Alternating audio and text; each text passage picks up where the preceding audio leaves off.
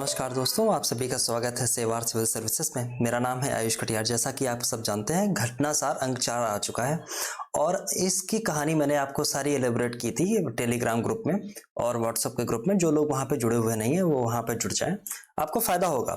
एक चीज। सेकंड बात यह है, क्योंकि घटनासार का जो अंक 3 था, जो फरवरी से लेकर जुलाई तक था, वो हम लोगों ने थॉरली कंप्लीट किया। उसकी प्रॉपर प्लेलिस्ट ऑलरेडी बनी हुई है। जो लोग मेरे साथ पढ़ चुके हैं करंट अफेयर्स और पॉलिटिकल साइंस हो या अन्य कोई सब्जेक्ट हो, जो लोग पढ़ चुके हैं उनको आइडिया है, जो लोग नहीं पढ़ चुके हैं उनको मेरे पढ़ाने का आइडिया नहीं है। सेकंड चीज ये है, सेकंड भी हो गई। अब थर्ड चीज ये है कि ये अंक 4 है, यहाँ पे आपको ऐसे देखने को मिलेगी। मैं हमेशा से आपको ये बुक रिकमेंड करता हूँ। अगर आपके पास ज्यादा टाइम है तो क्रॉनिकल जो पतली वाली आती है उसको रिकमेंड करता हूँ। कम टाइम है तो घटनासार रिकमेंड करता हूँ। और दोनों को अगर आप जोड़ लेते हैं तो कोई जोड़ ही नहीं है इसका, राइट। तो अभी कहानी इसकी शुरू होती है। ये घटनासार अंक 4 देखिए, यहाँ पे अंक 4 यहाँ पे लिखा हुआ है। इस तरीके से आपको मार्केट में ये देखने को मिलेगी। दूसरी चीज ये है, जब आप नीचे आएंगे तो ऐसा लिखेगा हाफ ईयरली है। इसको ये शुरुआत होती है इसके करंट अफेयर्स की जुलाई में। जुलाई से इसकी शुरुआत होती है और जुलाई से ये करंट अफेयर्स आपको दिसंबर तक का मिलता है। आई थिंक ये 24 दिसंबर या 26 दिसंबर के आसपास तक का आपको मिलता है। ऑलमोस्ट दिसंबर तक का मिल जाता है। तो अभी चल रहा है जनवरी की आज तारीख है 18 और सर्दियां बहुत ज्यादा हैं। 18 दिन इसको आए हुए हो गए। मार्केट में कुछ कम दिनों से है, 15 दिनों से है। ओके, तो जिन लोगों ने खरीद ली अच्छी बात है। जिन लोगों ने नहीं खरीदी जरूर खरीद लें। कैसे भी लें, सॉफ्ट कॉपी लें, हार्ड कॉपी लें, जैसे भी आपको मिले वैसे ले लें जरूर, राइट। 6 महीने का ये बहुत क्रिटिकल करंट अफेयर्स है और इसे मैं पूरा थॉरली कवर करूंगा इस बुक को, बहुत जितनी जल्दी हो सके उतनी जल्दी। अब आइए देखिए, यहाँ पे बुक के कवर में आपको देखने को मिलेगा भारत और ओमान। ओमान के ये वही हैं सुल्तान हैथम बिन तारिक साहब। और ये जो मेजर ध्यानचंद खेल रत्न पुरस्कार दिया गया था, उन लोगों के 2 खिलाड़ी हैं जिसमें आपने हमेशा से एक नाम रट रखा होगा। हो सकता है आपने रट रखा हो सकता ना भी रट रखा हो। सात्विक साईराज और कौन थे, चिराग शेट्टी, ठीक, बैडमिंटन वाले। इनका आपने नाम रट रखा था। ये चंद्रयान 3 की आपको फोटो मिलेगी और ये अकादमी पुरस्कार जो दिए गए थे मुझे पहचानो संजीव को जो दिया गया था उसके लिए। ये देखिए कॉप जो दुबई में हुई 28 COP जो कॉन्फ्रेंस ऑफ पार्टीज है, UNFCCC जो कराती है, United nation framework convention of climate change, उसकी 28वीं जो कॉप थी ये दुबई में जो हुई थी, उसकी ये लोगो यहाँ पे लगा हुआ है। ऐसे आपको ये बुक मिलेगी और इसका तरीका जो था वो मैंने बताया था आपको कैसे पढ़नी है, क्या क्या चीजें आपको पढ़नी है, क्या क्या चीजें आपको छोड़नी है। चलिए मैं आ जाता हूँ विषय वस्तु पे। सेकंड पेज आपको ये मिलेगा। ये देखिए पॉइंटर यहाँ पे, ये जो पहला यहाँ इनका टॉपिक होता है, पेज नंबर 2 से लेके पेज नंबर 19 तक ये आपको पॉइंटर मिलता है एक एक लाइन का। दूसरे में आते हैं नेशनल इवेंट्स आपको देखने को मिलेंगे। तीसरे में इंटरनेशनल जो इवेंट्स हैं वो आपको देखने को मिलेंगे। फिर आएंगी आर्थिक घटनाएं आएंगी, उत्तर प्रदेश विशेष आएगा, बहुत सारी ऐसी चीजें हैं, इनसे क्वेश्चन अक्सर आते हैं। और मैंने आपको बताया था यूपीपीसीसी अगर आप देने जा रहे हैं, आरओ अगर आप देने जा रहे हैं तो करंट अफेयर्स का योगदान इतना ज्यादा है। अगर आरओ दे रहे हैं तो उसमें 2 चीजें बहुत खास है, एक हिंदी, दूसरा करंट अफेयर, तीसरा बहुत इंपॉर्टेंट कुछ टॉपिक्स हैं, उनको अगर आप कर लेते हैं तो पीटी उसका प्रिलिमिनरी टेस्ट जो है वो कहीं से नहीं रुकेगा। दूसरी बात, क्योंकि और भी 2023, 2022, 2021 के क्वेश्चन पेपर यूपीपीसीएस प्रीलिम्स के हम लोगों ने डिस्कस किए हैं। वहां करंट अफेयर्स की भूमिका भी हम लोगों ने देखी थी। जिन लोगों ने वीडियोस नहीं देखे हैं वो जाके देख लें। ऑलमोस्ट 40 क्वेश्चन के आसपास आपको करंट अफेयर्स देखने को मिला था और आप जो कट ऑफ है वो 84, 84, 86 के आसपास रह रहा है। आप ये समझ लीजिए करंट अफेयर्स की भूमिका ऑलमोस्ट 45 से लेके 48% के आसपास तक जाती है, राइट। तो इसको बहुत नजरअंदाज ना करें। अगर आपने ठीक से पढ़ लिया तो ये पोर्शन इतना कर लिया, थोड़ा सा और भी कुछ मैं बता दूंगा उतना कर लेंगे, आपका बहुत आराम से प्रिलिमिनरी जो एग्जाम है पीटी है बहुत आराम से निकलेगा। हो सकता है लोग 4 बार देके बैठे हों, नहीं निकल रहा हो, बट मैं जो बता रहा हूं कर लें। ये सब हवाई बातें नहीं है। जो लोग ऑलरेडी चैनल से जुड़े हुए हैं, जो लोग परिचित हैं, वो लोग जानते हैं, ठीक, मेरी पृष्ठभूमि भी जानते हैं और मैं जो बता रहा हूं उस पे मैंने क्या किया है उसको भी जानते हैं। सेकंड चीज ये है। चलिए अब मैं आता हूं। अच्छा हाँ, एक अनाउंसमेंट है यूपीपीसीएस 2024 को लेके हुए। कुछ ऐसी सूचनाएं हैं कि कुछ पद और बढ़े हैं और अगर कोई ऑफिशियल चीजें ऐसी आती हैं तो आपके सामने लाई जाएंगी। दूसरी चीज ये है, अनाउंसमेंट ये है कि ये 50 दिन जो बचे हैं, अभी वैसे तो 60 दिन के आसपास हैं, अगर मान लो 60 दिन के आसपास हैं, 59 डेज तो आप मान ही लीजिए। 50 दिन में हम एक रणनीति तैयार करने वाले हैं यूपीपीसीएस पीटी को लेकर, प्रिलिमिनरी टेस्ट को लेकर 2024 की। और ये बहुत इतनी सटीक होगी कि ये आपको 100% क्लियर करा देगी अगर आपने ठीक ठीक से मेरी बात मानी। अगर आप थोड़ा सा भी आपका स्तर ठीक है कि हाँ आपने कुछ चीज़ें पढ़ रखी हैं थोड़ी थोड़ी सी, और मैं जैसा बताता हूँ अगर आप ऐसा 50 दिन कर लेते हैं तो कहानी बदल जाएगी। और मैं ये कहानी बदल दूंगा अगर आप लोग साथ आते हैं तो। ठीक, इसकी जो बातें हैं वो सब मैं बाद में करूंगा। एक प्रोग्राम हम लोग लेके आएंगे 25 तारीख से, ऑलमोस्ट शायद 25 से ही मिलेगा। खैर आ जाता हूँ मैं राष्ट्रीय पे, और सब वो बातें टेलीग्राम या व्हाट्सएप पे कर दूंगा, तो वहां पे जाके आप लोग देख लेना। चलिए, यहाँ पे राष्ट्रीय है, यहाँ पे राष्ट्रीय बुलेट पॉइंट ऐसे लिखे हुए हैं जैसे यहाँ पे लिखा हुआ ब्रह्मोस मिसाइल से लैस वह मिसाइल विध्वंसक जो पोत 26 दिसंबर को नौसेना में शामिल किया गया।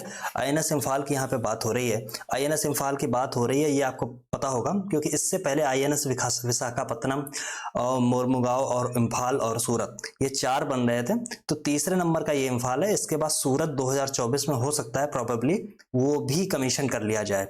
अब ये आया कहाँ से? तो एक श्रेणी देखिए, प्रोजेक्ट एक लॉन्च किया गया था 15B। एक काम करता हूं मैं, ये जो चीजें हैं ना, राइट, ये वाली इसको मैं बाद में अगर कवर कराऊं, जैसे मान लीजिए राष्ट्रीय थ्योरी अगर मैंने पूरी पढ़ा दी, इसके बाद में इसके बुलेट पॉइंट जितने भी लिखे हुए हैं ये मैं कवर करा देता हूं, तो ऐसे पढ़ने में आपको आसानी लगेगी। क्योंकि आपको कई बार ये लगेगा बहुत सारी चीजें आपके दिमाग से ऊपर से निकल जाएंगी, हो सकता है कि रिलेवेंट चीजें आप इसको रटते घूमेंगे, बट मैं जब थ्योरी वाले पोर्शन कवर कराऊंगा तो 50% से ज्यादा चीजें आपको हो सकता है वैसे मिल जाए, या वहां मैं ऐसे ही बता दूं, हो सकता है। तो इसको जब दोबारा से जब आप ये पढ़ेंगे तो आपको इतना आसान लगेगा कि मजा आ जाएगा उसको, राइट।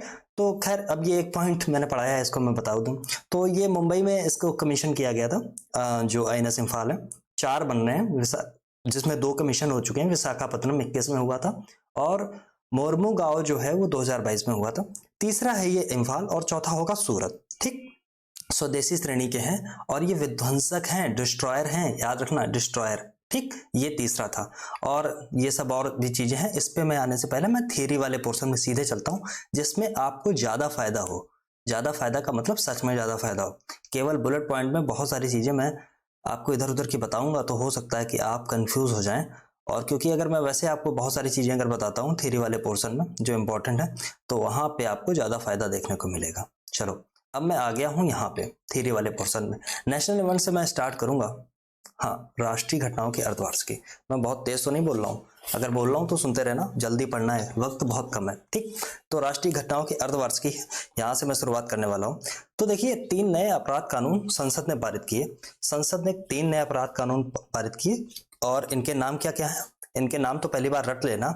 दूसरी चीज, कौन से कानून किसको रिप्लेस करता है, इस चीज को आप ध्यान में रखेंगे। जैसे आईपीसी को हटा दिया गया, आईपीसी हटाया गया तो क्या आया, सीआरपीसी हटाया तो क्या आया, एविडेंस एक्ट अगर हटाया तो क्या आया, राइट। इन चीजों को देखना। तो देखिए, पहले यहाँ पे लिखा हुआ है शीतकालीन सत्र में। अब देखिए, एक सत्र की यहाँ पे देखिए बात आ गई, तो मैं चलो बताते चलता हूँ, जिससे ये कॉम्प्रिहेंसिव स्टडी की टाइप की आपको हो जाएगी।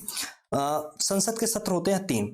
एक होता है बजट सत्र, दूसरा होता है मानसून सत्र, तीसरा होता है शीतकालीन सत्र। ठीक, शीतकालीन।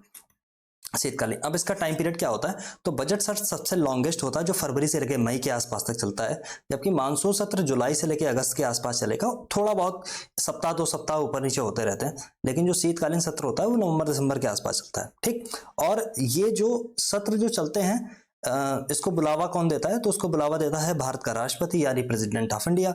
और इसको रिकमेंडेशन किसकी जाती है? तो संसदीय मामलों की जो मंत्रिमंडलीय समिति होती है वो ऐसा देती है रिकमेंडेशन की, मतलब ऐसा बताती है कि इस टाइम पे ये सत्र आहूत किया जाना चाहिए। कोविड टाइम पीरियड में आपको पता होगा शीतकालीन जो सत्र था उसको स्थगित कर दिया गया था, और 2 सत्रों के बीच में जो कम से कम जो टाइम पीरियड होता है वो कितना होना चाहिए? कम से कम 6, मतलब मैक्सिमम 6 महीने हो, 6 महीने से ज्यादा का वक्त नहीं होना चाहिए। इसलिए ये जरूरी हो जाता है कि साल में कम से कम 2 तो सत्र होंगे ही, लेकिन 6 महीने से हमेशा कम रखा जाता है, तो इसलिए 3 सत्र ही होते हैं। और ये किस आर्टिकल में दिया हुआ है? किस आर्टिकल में दिया हुआ है? तो आर्टिकल, आप जब भारतीय संविधान इंडियन कॉन्स्टिट्यूशन का आर्टिकल नंबर 85 जब आप देखते हैं तो वहां पे सत्रों की बात की गई है। ठीक, और बहुत सारे और भी टर्म हैं, जैसे स्थगन होता है, सत्रावसान होता है, कोरम होता है, ये सब चीजें क्या होती हैं, ये सब आप जाके देख लेना, कोई बड़ी बात नहीं है। तो स्थगन होता है जब कोई सत्र जो होता है उसको प्रॉपर तरीके से थोड़े मतलब जो स्थगित कर देना, थोड़े टाइम तक स्थगित हो जाता है, ठीक, एडजॉर्न हो जाता है, रोक दिया जाता है कुछ टाइम पीरियड, कुछ घंटों के लिए, कुछ समय के लिए, कुछ महीनों के लिए। तो वो होता है, उसको मतलब सत्र खत्म नहीं किया जाता, राइट। सत्रावसान वो होता है जब सत्र को टोटली, जैसे स्थगन जो होता है ना, उसको इंग्लिश में बोलते हैं एडजर्नमेंट, ठीक। लेकिन जो सत्रावसान है उसमें क्या होता है कि वो जो सत्र होता है उसको उसका अवसान हो जाता है, मतलब वो सत्र ही खत्म हो जाता है। अब अगर कोई सत्र चालू होगा तो नया सत्र चालू होगा। फिर एक टर्म आपने और पढ़ा होगा, कोरम। कोरम क्या होता है? तो कोरम वो होता है, मतलब अगर कोई सत्र है, अगर वो चलेगा तो उसमें कम से कम 10% पर्सन होने चाहिए, 10% पीपल होने चाहिए, people of the house, right. जब तक ये नहीं होंगे तब तक वो सत्र चलेगा नहीं, ठीक है। चलिए अब आ जाता हूं अगला। हाँ, तो मोटी कहानी ये थी कि 3 और जो आईपीसी है उसको हटा के बना दिया गया है भारतीय न्याय संहिता, जिसको बीएनएस बोलेंगे, और जो सीआरपीसी है उसको हटा के बना दिया गया भारतीय नागरिक सुरक्षा संहिता विधेयक, और भारतीय साक्ष्य अधिनियम था उसको भारतीय साक्ष्य यानी बीएस विधेयक ऐसा बनाया गया, ठीक। और ये कब बना, ये सब तारीखें यहाँ पे लिखी हुई हैं। लोकसभा में 20 तारीख, 21 तारीख राज्यसभा में, 25 तारीख को सिग्नेचर कर देते हैं भारत के राष्ट्रपति और ये कानून बन जाता है, ठीक। अब इसमें किया क्या है, तो जो आईपीसी है, आईपीसी 1960 की जो थी उसको हटा दिया है, जबकि दंड प्रक्रिया संहिता सीआरपीसी होती है जो 1898 की है उसको हटा दिया गया है, और भारतीय साक्ष्य अधिनियम को जो बीएस है भारतीय साक्ष्य ने हटा दिया जो 1872 का है। अब एक चीज आप ये बताएं, जो आईपीसी आप आईपीसी लेके कौन आया था? तो अगर आपने हिस्ट्री में पढ़ा होगा, मॉडर्न हिस्ट्री में, तो आपको पता होगा आईपीसी आई थी लॉर्ड मैकाले द्वारा, मतलब मैकाले ने ही इसका ड्राफ्ट तैयार किया था। और जो लॉ कमीशन था उसकी रिकमेंडेशन थी कि भारतीय दंड संहिता यानी इंडियन पीनल कोड आनी चाहिए। और ये इसकी देखिए आने की तारीख है, आने का जो वक्त लिखा गया है वो 1860 लिखा गया है, बट ये लागू हुई थी 1862 में जाकर, 2 साल बाद। और बड़ी बड़ी बातें ये हैं कि उससे पहले 1857 का युद्ध हो चुका था, ये सब उसका इम्पैक्ट इसमें देखने को मिलता है। इसलिए सीआरपीसी क्या होती है? सीआरपीसी वो होती है, आईपीसी में तो वो धाराएं हैं जिनके तहत लोगों को उसकी जो आपने दंड किया है उसका, मतलब जो आपने गलतियां की हैं उसके लिए उसको दंड लिखा हुआ है। लेकिन सीआरपीसी क्या है? क्रिमिनल प्रोसीजर एक्ट है, कोड ऑफ क्रिमिनल प्रोसीजर, मतलब उसका मतलब ये हो गया कि जो पुलिस है, जो शासन है, वो कैसे उसको, मतलब जो आईपीसी को लागू कैसे कराएगा, क्या क्या उसका प्रोसीजर होगा, राइट। तो उसको देखने के लिए होता है। बट साक्ष्य एविडेंस एक्ट है, उसमें एविडेंस की बात की गई है। तो ये 3 कानून हैं, इसमें बहुत सारी ऐसी बातें की गई हैं, इनको आराम से आप पढ़ लेना। मोटी मोटी चीजें कुछ ऐसी हैं कि जैसे बहुत सारी चीजें बदलाव हो गए, नाबालिग से रेप में उम्र कैद या फांसी होगी। रेप की धारा पहले जो आईपीसी में 375 376 थी, अब वो 63 और 69 होगी, ठीक।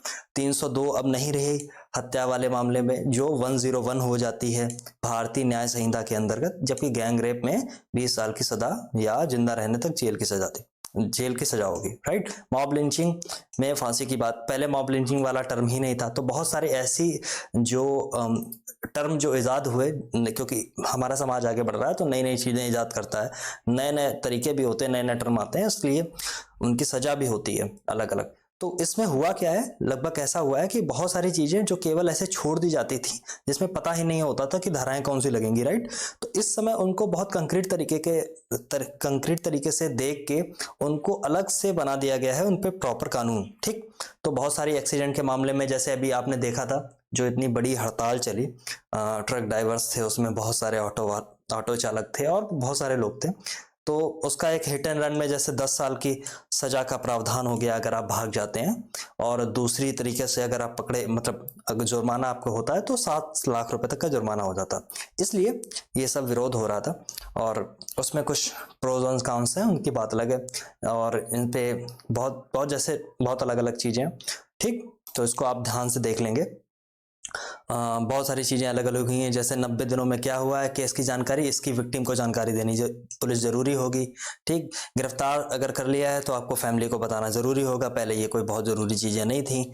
तो ये सब चीजें हैं, और इसमें बहुत छोटी छोटी चीजें लिखी हैं, इसको आप पॉज करके आप देख लेंगे, क्योंकि बहुत लंबा और गंभीर मामला ये है, ठीक।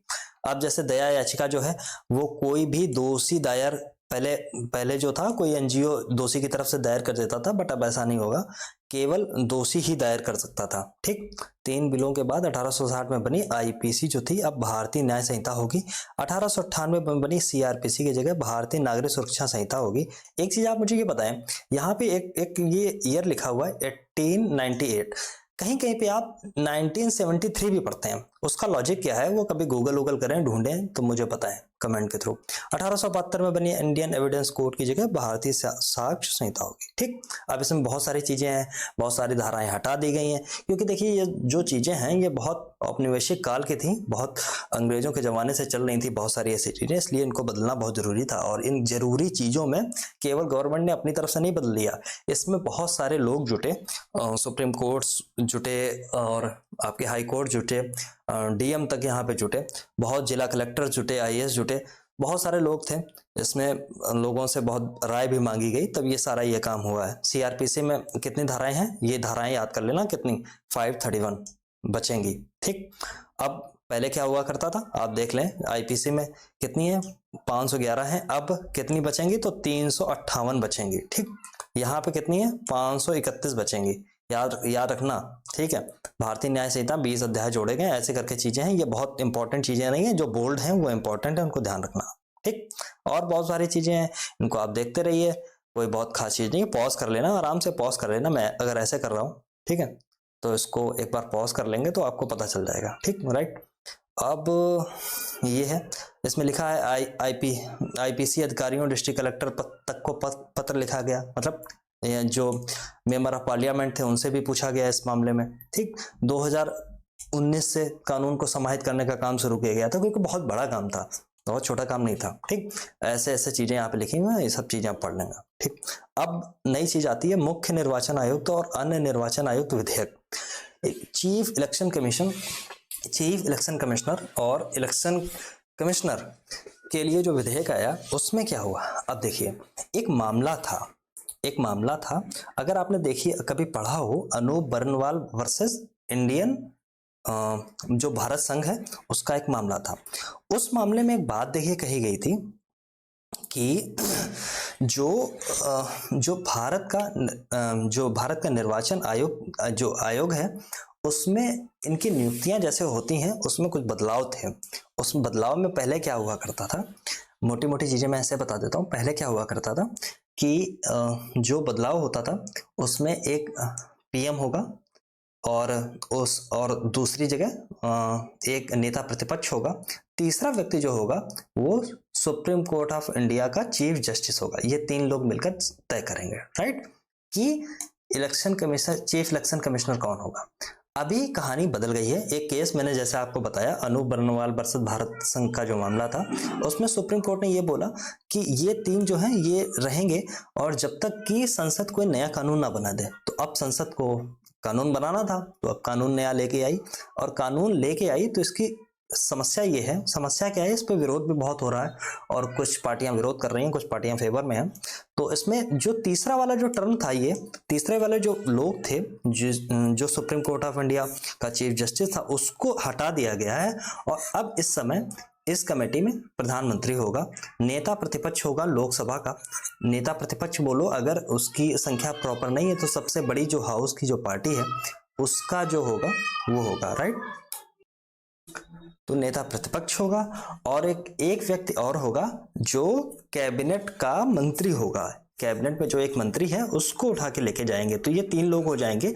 विरोध इस बात पे हो रहा है कि जो 3 लोग हैं, 1 2 3, इसमें पहला जो पीएम है, दूसरा जो कैबिनेट का मंत्री है और तीसरा जो नेता प्रतिपक्ष है, तो इसमें इन दोनों की बहुलता हमेशा बनी ही रहेगी। इस पे विरोध हो रहा है, ठीक। तो एक व्यक्ति अगर नेता प्रतिपक्ष अगर चाहेगा अभी तो उसकी कोई बात चलेगी नहीं, राइट। पहले क्या था, बैलेंसिंग थी। इस सारी बातों को ऐसे लिखा गया है और इसमें ये सब चीजें हैं कि जो ये विधेयक है वो अधिनियम 1991 का स्थान लेगा, ठीक। और उसमें बहुत सारी चीजें हैं, वेतन और उन सब की बहुत सारी बातें ऐसे की गई हैं, ठीक है। तो इन सब चीजों को आप देख लेना। अच्छा, सुप्रीम कोर्ट जो है वो आपको कहाँ, जो निर्वाचन आयोग है वो आपको कहाँ मिलता है ये आप बताएं। तो भाग 15, इंडियन कॉन्स्टिट्यूशन भाग 15 भाग, ऐसे मैं लिख देता हूं, भाग 15, और उसमें आर्टिकल 324 से जब आप जाते हैं 329 तक, मात्र 5 आर्टिकल हैं ये।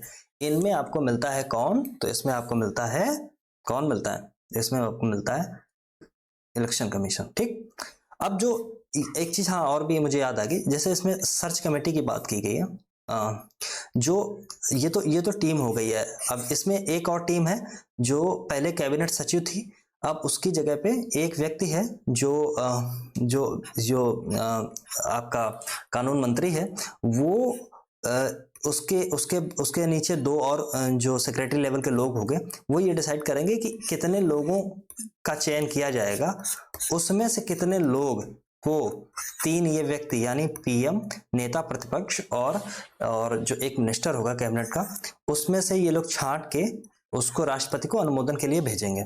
ठीक, अगर ये बात समझ में नहीं आई तो 2-3 बार सुनना। ठीक, थोड़ी सी क्लिष्ट है, मतलब एक ये सर्च कमेटी होगी, सर्च कमेटी अपनी रिकमेंडेशन देगी इन 3 लोगों की कमेटी को, जिसमें पीएम है, नेता प्रतिपक्ष है और कैबिनेट का एक मिनिस्टर है, फिर वो अपनी रिकमेंडेशन देगा राष्ट्रपति को। ठीक, चलिए अब तीसरा हमारा टॉपिक है प्रेस और आवधिक पत्रिकाओं का पंजीकरण विधेयक 2023। अब देखिए ये बहुत इंपॉर्टेंट कुछ टॉपिक है नहीं, लेकिन चलो एक बार इसको देख लेते हैं। प्रेस से रिलेटेड वाली बात आई है तो वर्नाकुलर प्रेस एक्ट कब आया था आप बताएंगे? क्या वो 1878 में आया था?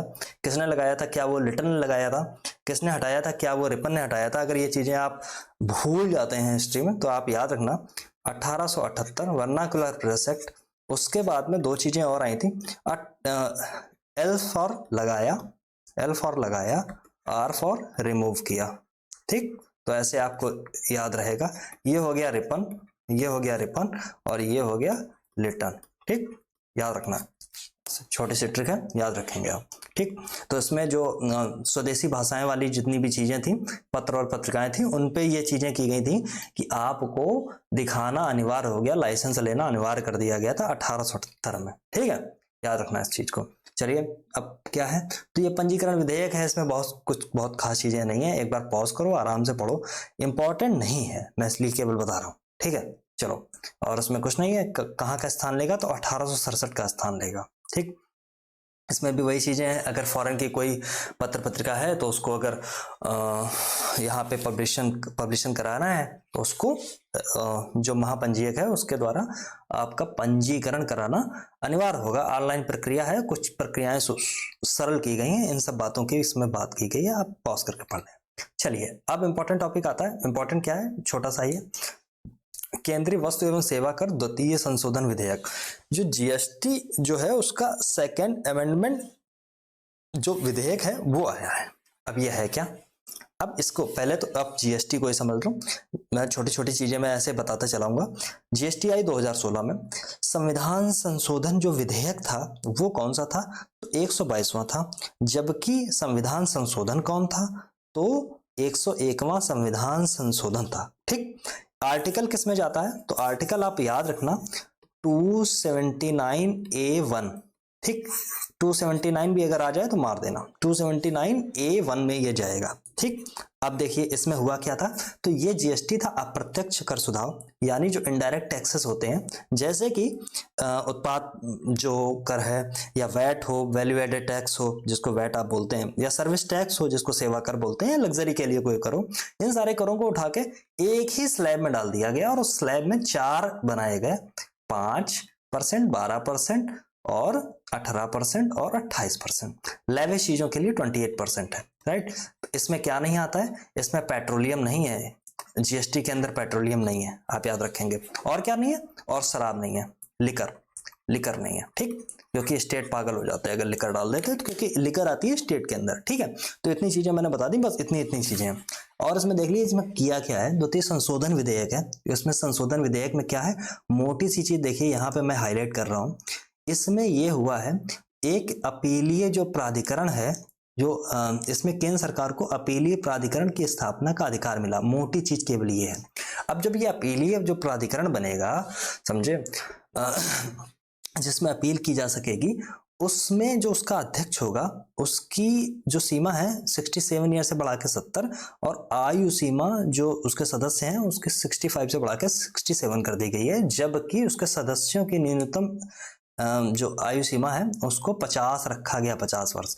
इसमें जो अधिवक्ता होंगे उनको कम से कम 10 वर्ष का अनिवार्य जो है उनका वो होना चाहिए, क्या होना चाहिए, क्या बोलते हैं उसका, अनुभव होना चाहिए, राइट।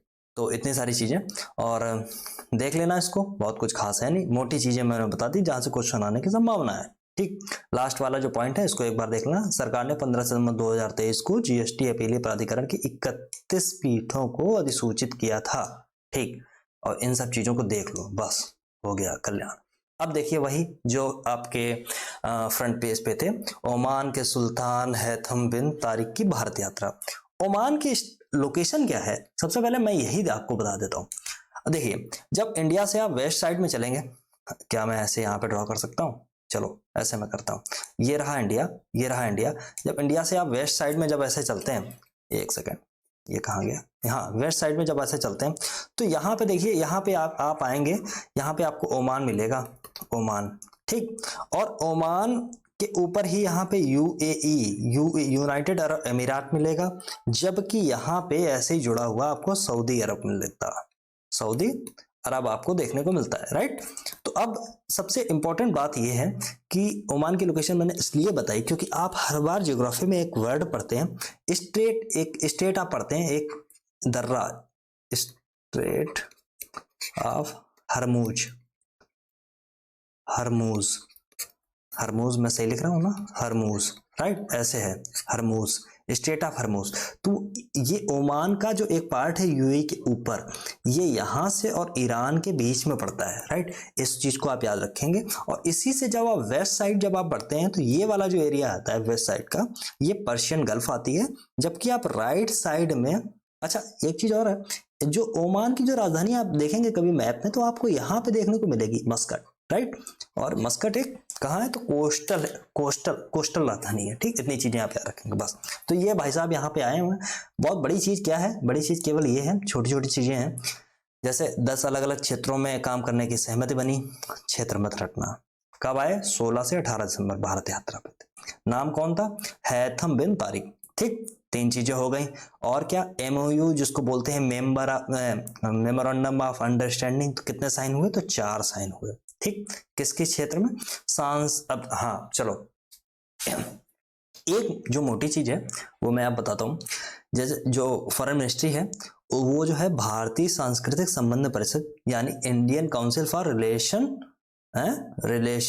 क्या है, ICCR, भारतीय सांस्कृतिक, Indian council for cultural relation, और ओमान के डोफर विश्वविद्यालय ने भारतीय अध्ययन हिंदी भाषा की ICCR चेयर की स्थापना पर MOU साइन किया। एक चीज। दूसरी चीज है सूचना और प्रौद्योगिकी, इंफॉर्मेशन और टेक्नोलॉजी के क्षेत्र में समझौता हुआ, दूसरी चीज। तीसरी चीज है मनी लॉन्ड्रिंग रोकेगा, आतंकवाद, वित्त पोषण, खुफिया जानकारी, बस हो गया, यही चीज है। चौथी चीज क्या होगी, और भारत अधिकारी के कर्मचारियों को लाभार्थी, बात फालतू चीज, बात बेकार चीज है, चलो हटो, फालतू की चीज है। इन सब को देख लेना।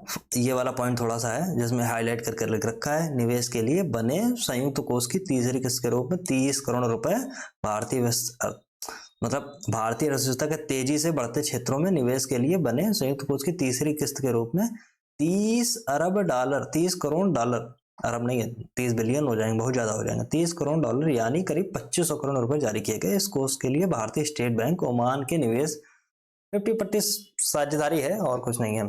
तो ज्योग्राफिकल लोकेशन जो थी जो इंपॉर्टेंट थी, हो सकता है कि क्वेश्चन आपको ज्योग्राफिकल लोकेशन से स्टेट ऑफ हरमूज किसके किसके बीच में है ये पूछ लिया जाए, या पर्शियन गल्फ किसके किसके मतलब वेस्ट साइड है ये आपसे पूछ लिया जाए। ये सब छोटी छोटी चीजें हैं, बस यही इसमें इंपॉर्टेंट थी, बाकी इतना बड़ा कोई सवाल था नहीं जो आपसे पूछा जाएगा। ठीक, भारत की पहले 6 लेन स्टील स्लैग आधारित सड़क निर्माण। अब देखिए ये थोड़ा सा इंपॉर्टेंट है, थोड़ा सा, ज्यादा नहीं है, क्योंकि ये पहली है, इंडिया की पहली 6 लेन है स्टील स्लैग आधारित सड़क का निर्माण। अब ये स्टील स्लैग क्या है, कहानी तो यहाँ है ना, स्टील स्लैग क्या है। तो देखिए स्टील स्लैग ये है, पहले आप देखिए कहाँ बनी है, तो ये NH6 जो है, नेशनल हाईवे 6 को हजीरा पोर्ट से जोड़ने वाली है भारत के 6 लेन सड़क, वो स्टील स्लैग आधारित बनी है। अब स्टील स्लैग क्या होता है, तो स्टील स्लैग वो होता है जब स्टील का निर्माण किया जाता है जो तो वहां पे जो ठोस अपशिष्ट के रूप में उत्पन्न होता है वो स्टील स्लैग होता है, राइट।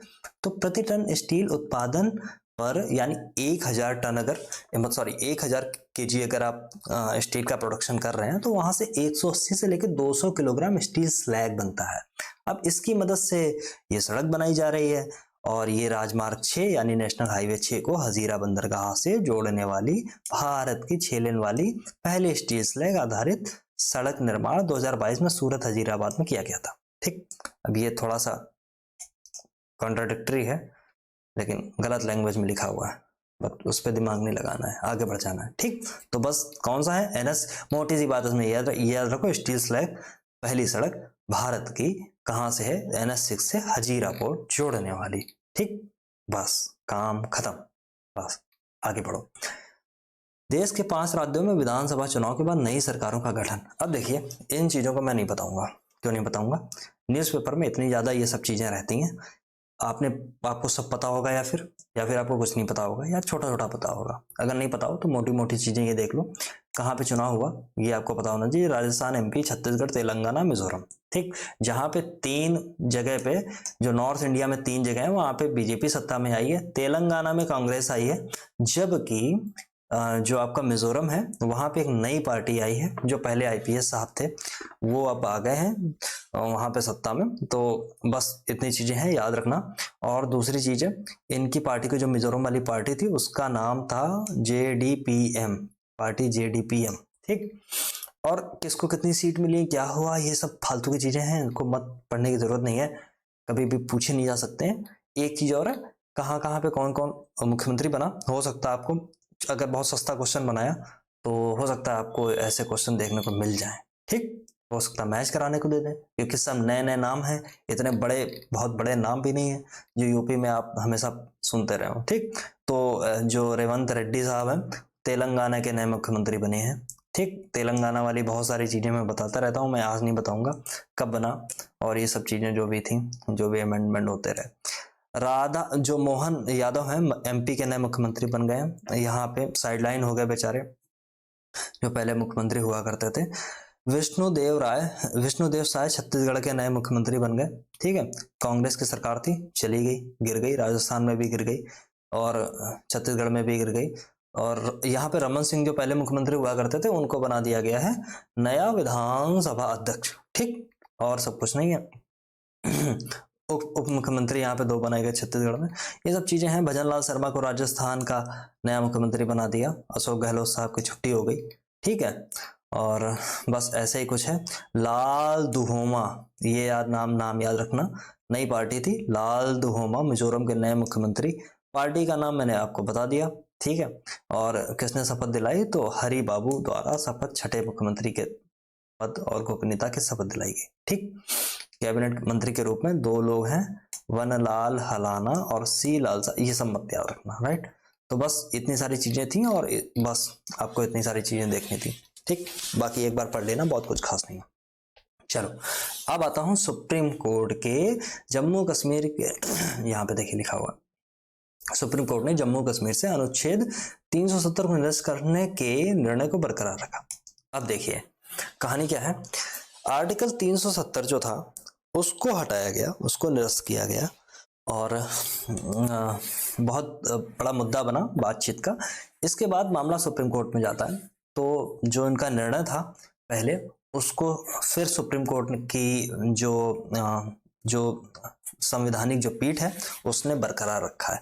अब यहाँ पे एक टर्म निकल के आता है, टर्म देखिए, ये ऐसे क्वेश्चंस हैं, मैं हमेशा आपको खोज के मतलब ढूंढ के लाने की ऐसी कोशिश करता हूँ जो आपके एग्जाम के पॉइंट ऑफ व्यू से इंपॉर्टेंट हो। कहानी वाइज आप पढ़ेंगे, बड़ी मजेदार चीज है, बट कहानी आपको नहीं पढ़नी है, यही तो बात है। तो यहाँ पे देखिए आपको टर्म एक मिलता है ना 370 के तहत रद्द करने के विशेष, जो जम्मू कश्मीर की विशेष स्थिति है उसको रद्द करने के केंद्र सरकार के 2019 के निर्णय को बरकरार रखा।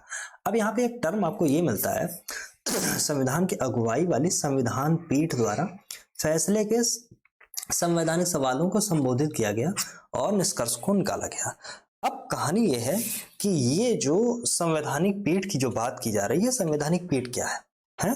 इसको आप देख लें तो संवैधानिक पीठ वो होती है जब कभी भी संविधान में जो लिखा है, जो कॉन्स्टिट्यूशन में लिखा है, उसकी व्याख्या अगर करनी हो, उसको बताना हो कि इसमें संविधान में क्या लिखा है, क्योंकि व्याख्या करने का अंतिम जो राइट है वो एकमात्र सुप्रीम कोर्ट ऑफ इंडिया के पास में है, राइट। अब इसकी व्याख्या कोई अकेला एक जज बैठ के नहीं कर सकता है ना। अब जब कभी भी ऐसी व्याख्या की जरूरत पड़ेगी तो कम से कम 5 जजों की एक टीम होगी जिसको बोला जाएगा संवैधानिक पीठ। हो सकता बढ़ सकती है, ये 6 भी हो सकती है, 7 भी हो सकती है, 10 भी हो सकती है।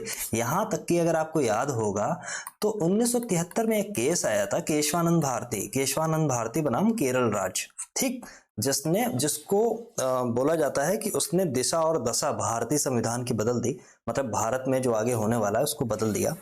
तो केशवानंद भारती बनाम केरल राज्य का एक केस था जिसमें संवैधानिक पीठ जो बैठी थी उसमें 13 जजेस हुआ करते थे। ये बहुत बड़ी बात है कि 13 जजेस हुआ करते थे और उन लोगों ने फैसला दिया था, राइट। तो इन चीजों को आप याद रखेंगे। और एक और होती है डिवीजन बेंच, आप हमेशा देखते रहते होंगे, जिसमें 2 न्यायाधीश होते हैं, कई बार हो सकता है 3, आप न्यूज़पेपर में पढ़ते होंगे डिवीजन बेंच कई बार पढ़ा होगा, ठीक। अच्छा, एक चीज और भी है, संवैधानिक पीठ जो है, संवैधानिक पीठ अगर लिखी कहाँ गई है तो आप जब पहुंचेंगे आर्टिकल 145 में, आर्टिकल 145 में ये बोला गया है, 2 चीजें हैं वहां पे। एक तो अगर संविधान की व्याख्या करनी हो या आर्टिकल 143 में जो भी चीजें दी हों उनको लागू करने के लिए संवैधानिक पीठ बैठाई जाएगी जो कम से कम 5 मेंबर की होगी, कम से कम, बढ़ाई तो कितनी भी जा सकती है, राइट। तो याद रखना इन चीज की। केशवानंद भारती में सबसे बड़ी बेंच थी, ये भी याद रखना।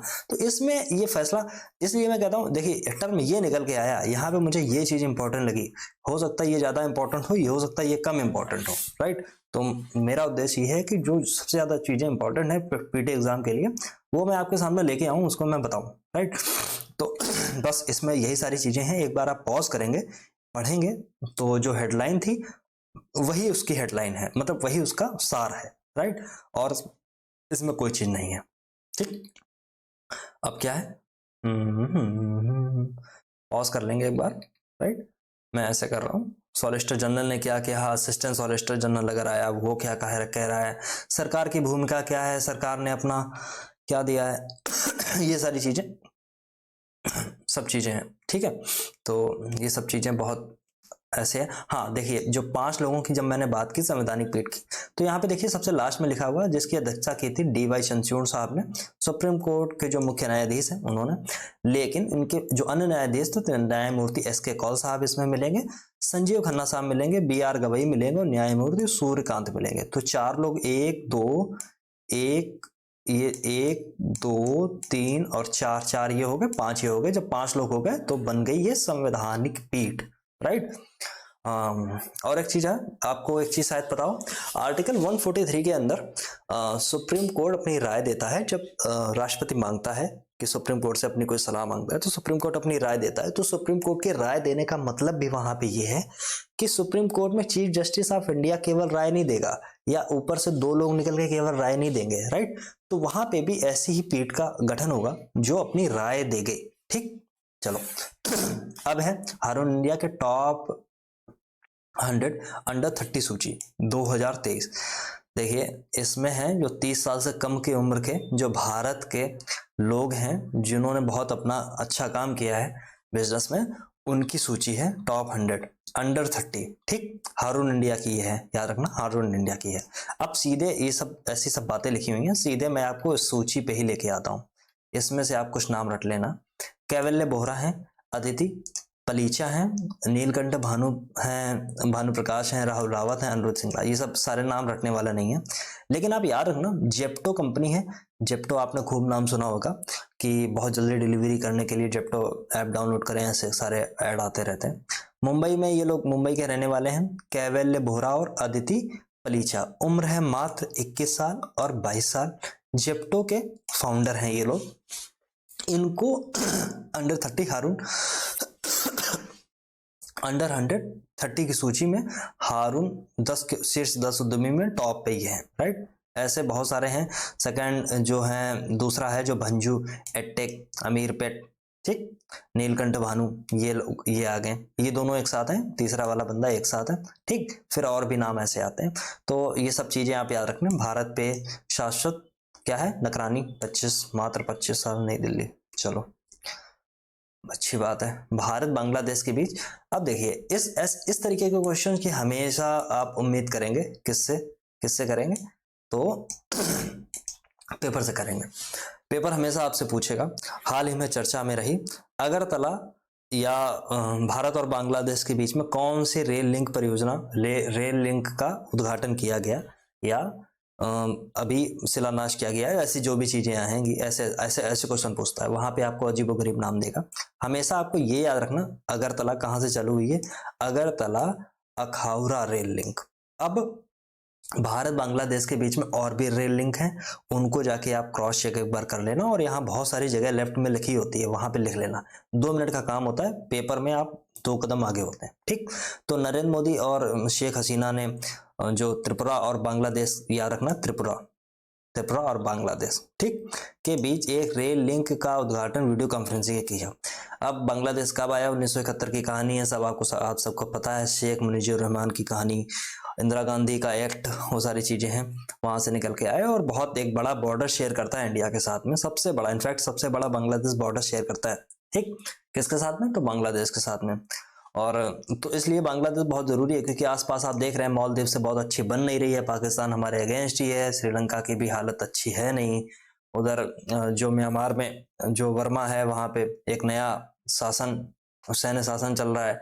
ये सारी चीजें हैं, तो जो कुछ एक आसपास के जो कंट्री हैं उनसे थोड़ा सा अच्छा बना के चलने की जरूरत है, हमारी विदेश नीति के लिए और हमारे अपने के लिए।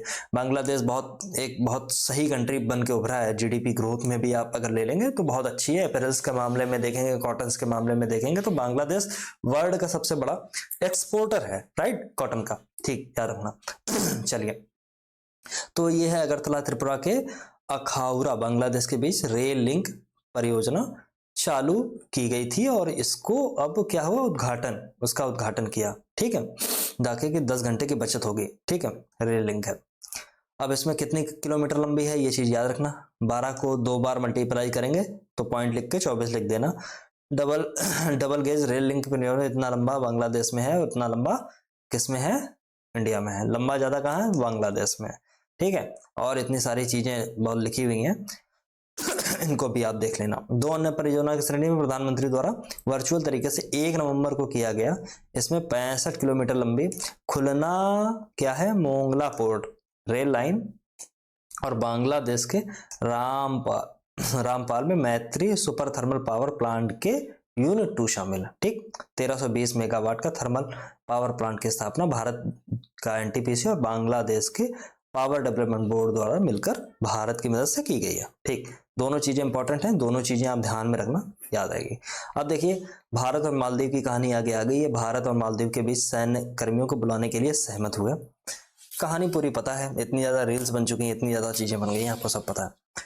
75 भारतीय सैन्य कर्मियों को वापस बनाने की बात पर सरकार से अनुरोध किया गया था, अनुरोध पर सहमत हो गए हैं, सरकार के अनुरोध पर सहमत हो गए। ठीक, हुआ यह था कि 2010 में, 2013 में, 2020 में क्या हुआ था, भारत ने 2010 और 2013 में 2 हेलीकॉप्टर और 2020 में एक छोटा विमान उपहार में दिया था। ठीक, होता क्या है यहाँ पे, क्योंकि अजीबोगरीब कंट्री रहा बहुत साल तक, यहाँ पे डेमोक्रेसी थी नहीं, तख्ता पलट की संभावना बनी रहती थी। एक बार तख्ता पलट होने वाला था, इंडिया से मदद मांगी, राजीव गांधी ने मदद कर दी, तख्ता पलट बचा लिया। माइक मेरा, इसके बाद में बस इंडिया की सेनाएं वहां पे रहती हैं, बहुत छोटी सी टुकड़ियां हैं, बहुत बड़ी नहीं है, इतना नहीं है कि मालदीव कब्जा कर लेंगे। बट चाइना पागल हो जाता, तो कभी कभी देखिए, आपने अभी सुना होगा कि सोवरेंटी, चाइना हमेशा मालदीव की सोवरेंटी की बात कर रहा है। तो सोवरेंटी कहाँ से इनकी खराब हो रही है मालदीव की, मुझे नहीं पता।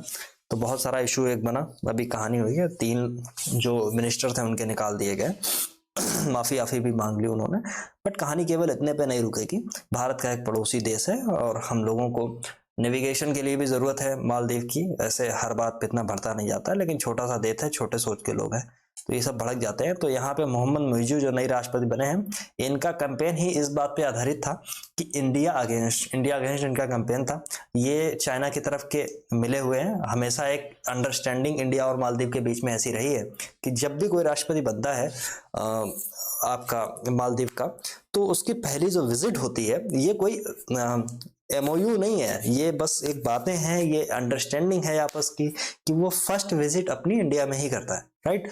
लेकिन इस बार ऐसा नहीं हुआ। मोहम्मद मोइज्जू साहब जो है, इन्होंने जो पहली विजिट है वो टर्की की, उसके बाद में सीधे ये निकल गए हैं कहाँ, तो निकल गए हैं आपके चाइना में। तो इंडिया के अगेंस्ट है, इनका पूरा कैंपेन ही इंडिया के अगेंस्ट था, इंडिया आउट के नारे लगाते थे ये, ठीक। जीत गए हैं। हालांकि ये पार्टी जो है वो एक मतलब अकेले सत्ता में नहीं है, दो पार्टियां मिलके हैं। जो चुनाव हारे हैं वो इंडिया के समर्थन में थे। इब्राहिम मोहम्मद सोलेह बहुत इंडिया के बहुत करीबी माने जाते थे। तो इस समय जो वहाँ का चुनाव है वो दो मुद्दों पे आधारित है, एक तरफ चाइना का इंसान रहता है, दूसरा तरफ इंडिया फेवर में। तो बस इतनी सारी बातें थी, बस आपने ये सब जान लिया। भूटान नरेश की भारत यात्रा। भूटान बहुत स्ट्रेटेजिक लोकेशन पे है। डोकलाम वाला केस आपने अभी देखा था, ठीक है। तो ये सब चीजें हैं कि भूटान नरेश की भारत यात्रा है, और उसमें ये भारत यात्रा है, ये बड़ी बात नहीं है। भारत यात्रा में हुआ क्या है, ये बड़ी बात है। तो 6 नवंबर को तो अच्छी बैठक हुई थी।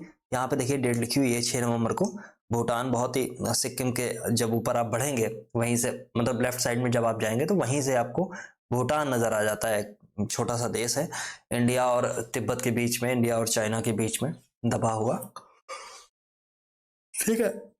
ओके, तो कहाँ है सीन, ये है कि सब ये सब बातें हैं, लेकिन यहाँ पे देखिए सबसे बड़ी बातें निकल के आती हैं, क्योंकि 10-20 यानी 10,020 मेगावाट की पुनात शांगछू सेकेंड जल विद्युत इलेक्ट्रिक हाइड्रो इलेक्ट्रिक परियोजना है। इन पे दोनों ने संतोष व्यक्त किया है निर्माण की प्रगति पर, निर्माण हो रही है। दूसरी चीज, असम में कोकराझार और भूटान में गेलेफू के बीच रेल लिंक के लिए लोकेशन सर्वे काम चालू हो गया, ठीक। इंपॉर्टेंट ये है, ये ठीक। भूटान के international big cat alliance IBCA शामिल होने के निर्णय का भारत में स्वागत किया गया। बिग कैट कौन सी होती है आपको पता है, क्या कौन सी होती है बिग कैट? क्या वो चीते होते हैं, क्या वो आपके शेर होते हैं, या बिग कैट आपकी टाइगर होता है, ठीक है, आप बताएं। तो तीसरे देश के लोगों के प्रवेश के लिए असम में एक है जगह डारंगा, और भूटान में है सामद्रुप जोंगखार में इमिग्रेशन चेक पॉइंट बना। बस इमिग्रेशन चेक पॉइंट, मतलब आप जब आएंगे तो वहां पे आपको चेक किया जाएगा।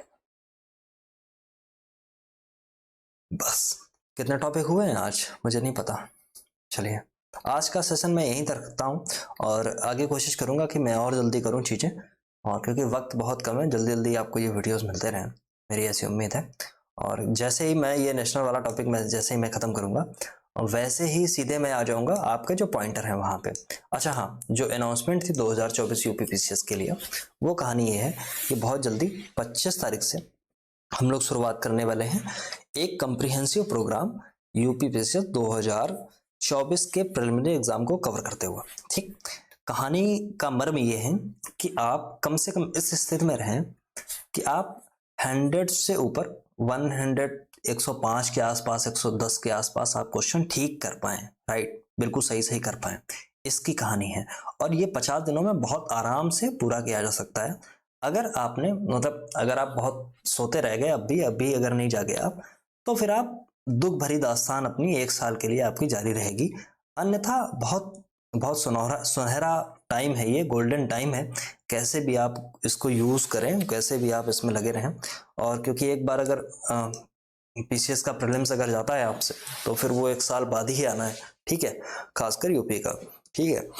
तो बहुत इस पे बहुत विस्तृत चर्चा होगी। आप 1 नंबर था मैंने आपको दिया था, वहाँ पे लिखा होगा 1 नंबर यहाँ पे है। आप इस पे मैसेज कर सकते हैं। कॉल वाल प्लीज मत करना, मैसेज करेंगे मैं रिप्लाई कर दूंगा, कॉल मत करना। कॉल करना तो मैसेज डाल के पूछ लेना, मैं जब फ्री होऊंगा मैं आपको कॉल कर दूंगा।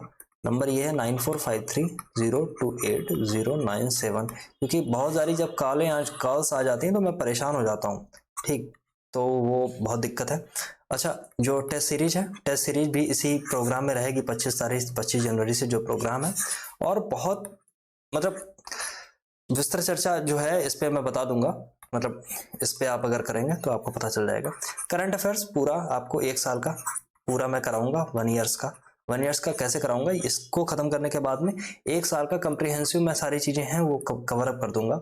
इसके बाद में 1000 के आसपास मैं क्वेश्चन दे दूंगा, उसकी थ्योरी दे दूंगा, काम बन जाएगा। ठीक, इस प्रोग्राम में जो ये कंप्रिहेंसिव प्रोग्राम की जो बात हो रही है, इसमें 4 लोग मेरे साथ जुड़े हुए थे और 4 लोगों ने मिलकर ये प्रोग्राम बनाया है और 50 दिन में ये आपकी कहानी बदल सकता है, ऐसा मेरा मानना है। अगर जो मैंने कहा वो किया तो ठीक, आंख बंद करके। जो लोग करंट अफेयर्स पहले से पढ़ रहे हैं वो जानते हैं मुझसे। चलिए ठीक है, चलो अब मिलता हूँ अगले लेक्चर में। तब तक के लिए धन्यवाद। शब्बा खैर, खुश रहिए, स्वस्थ रहिए और सर्दियों का बचाव करिए और कोशिश करिए कि इन सर्दियों में अगर किसी की मदद कर सकें तो बिल्कुल करें। हो सकता है कि आपकी एक पहल, आपकी एक शुरुआत किसी की जान बचा ले। ठीक है, थैंक यू।